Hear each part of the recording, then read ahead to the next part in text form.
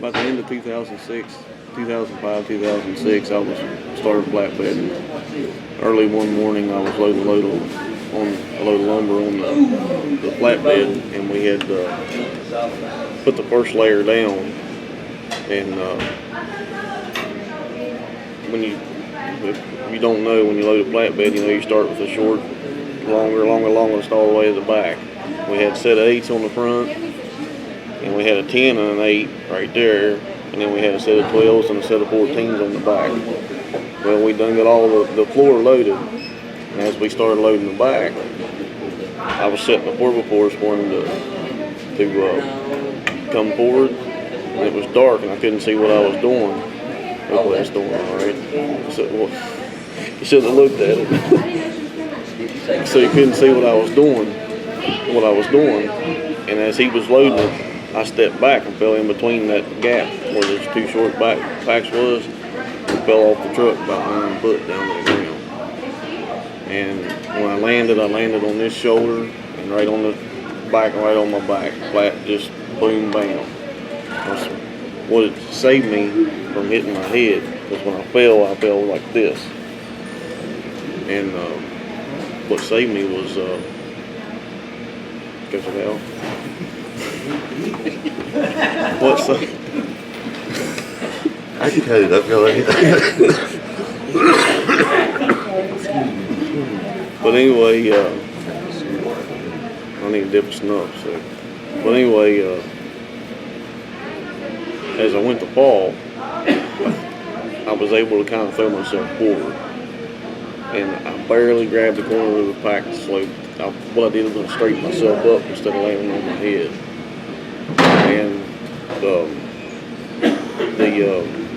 I heard the forklift brake set when I was laying on the ground, and my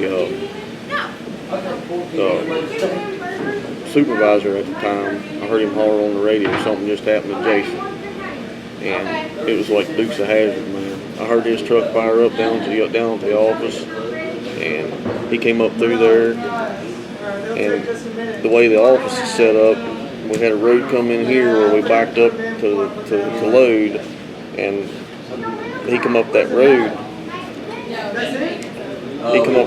And when he hit, you could hear him, he caught air. Boom. Spun around, come up to see what was going on with me. Told him what had happened, told him I couldn't feel nothing. My legs was numb, couldn't really feel anything. He called 911, and they came and,